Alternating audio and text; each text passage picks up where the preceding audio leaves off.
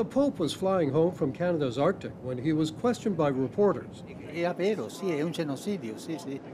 Speaking in Italian, he used the word genocide again and again.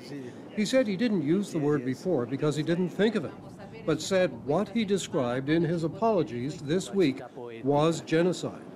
In his words, I condemn this, taking children away and trying to change their culture, their minds, change their traditions, race, and an entire culture. Yes, it is a genocide. His apologies earlier in the week blamed members of his church, Christians in general, and government policies for abuse at residential schools. This is the first time he's called it genocide. That was absolutely stunning, and I think it's the one tangible thing that came out of his visit to Canada.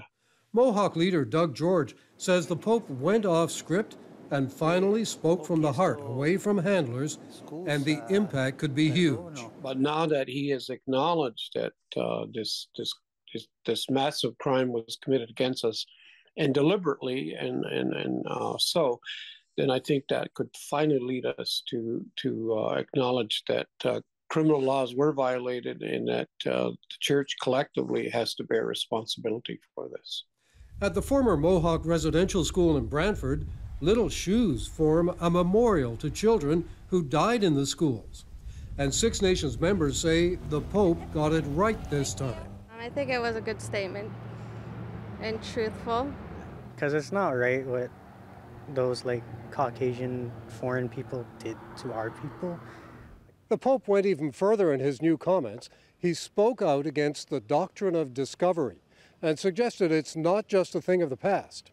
Throughout the week, Indigenous leaders called on the Pope to repudiate the doctrine. It's a papal rule from the time of Christopher Columbus that European nations could take over America as they wished, opening the way for abuse of Indigenous people. Injusta. The Pope told reporters this doctrine of colonization is bad, it is unfair, even today it is used. He referred to that mentality that we're superior and Indigenous people don't count. Then what that does is it removes the entire foundation under which current Canadian Indigenous laws function. Al Sweeney, CHCH News.